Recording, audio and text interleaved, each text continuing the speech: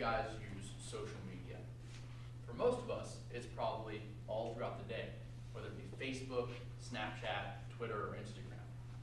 And throughout your life, it's probably had a huge impact on you, whether it be making friends, or maybe connecting to long-lost relatives over the years.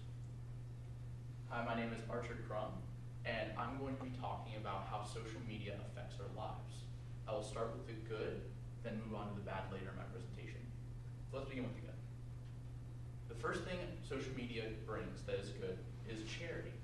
It makes us all more charitable, meaning that we're able to give back much easier and that it streamlines donating.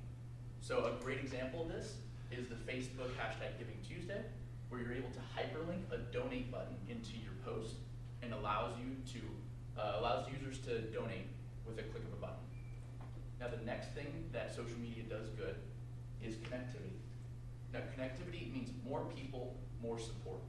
It means that everybody's connected by one big thing, whether it be Facebook, Twitter, Instagram, any social media app. Now this also means that news will spread quicker. So a great example of this is in 2015, there was the Paris bombing attacks. Hundreds died, it was a horrible event. The way that people showed that they were connected to the victims and the families of the victims was by putting the French flag in front of their profile picture. And I'm sure some of you may even have it on there now because you forgot to take it off.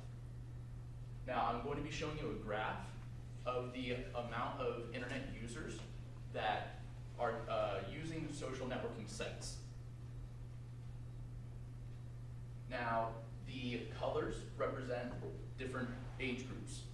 Red being all internet users, dark blue being 18 to 29, light blue being 30 to 49, orange being 50 to 64, and green finally being the elderly, 65 plus. Now on the axis, we have the gradual increase in years going from 2005 to 2012, then on the Y, going from 0% to 100% of internet users. What is very interesting is that we see a gradual increase across all the years and a growth of the connectivity of the US. And this just shows that, even you may not know it, that your long lost cousin that happens to be 30 to 49 years old could be waiting for you to reply to his message on Facebook. And you wouldn't even know it because we're all so connected. So another really good thing that social media brings is that it is rewarding. Now it has been shown that dopamine levels increase whenever we use social media. So we always are hunting for those likes, for those comments saying, oh, you're so pretty, thank you. And so that's what keeps us coming back for more. And that can be a really good thing because in a time where we're also, and most of us, have mental issues or, even if you don't like just a little bit ADHD or anything like that, it actually really helps, and it's a really good thing.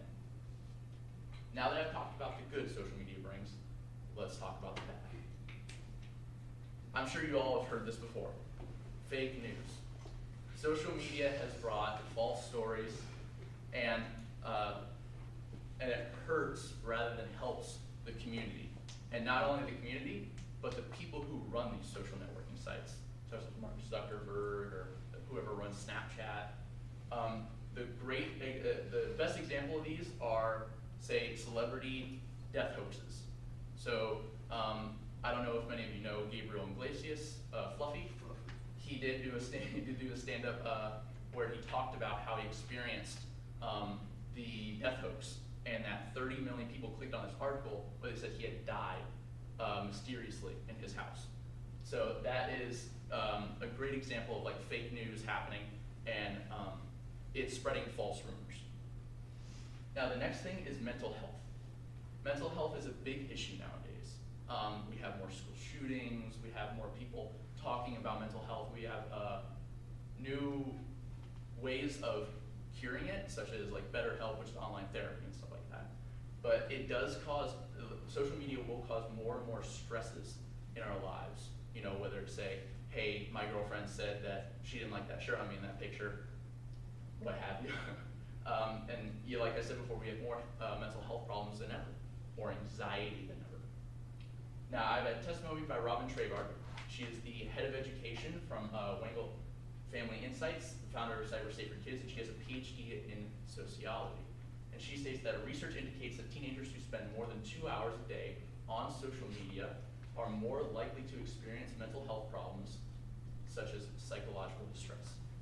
Now this is a big deal, especially for people who are just coming into college like ourselves. We are teenagers that probably spend a lot more than 2 hours on social media a day. I know I do. And just the thought that it could be affecting me in a bad way is really, really troubling. So I'm going to start to try and pull myself away from that social media a little bit. Too much information is the last bad thing about social media. Now, I'm sure all of you once set up a Facebook account. What did it ask for? Where you work, where you live, who's your friends, what's your favorite type of music. All this information is mostly public as soon as people go onto your account. So, companies do have issues. They have problems, and people find leaks. When this information does leak out, it hurts both you and the companies because, obviously they have a security issue. And the best example of this was just recently this year. My good buddy over here, Mark Zuckerberg, he had a issue, well, Facebook rather had an issue where 50 million users' personal information was leaked. They don't know how, and what had happened was he actually had to go testify in front of the Senate.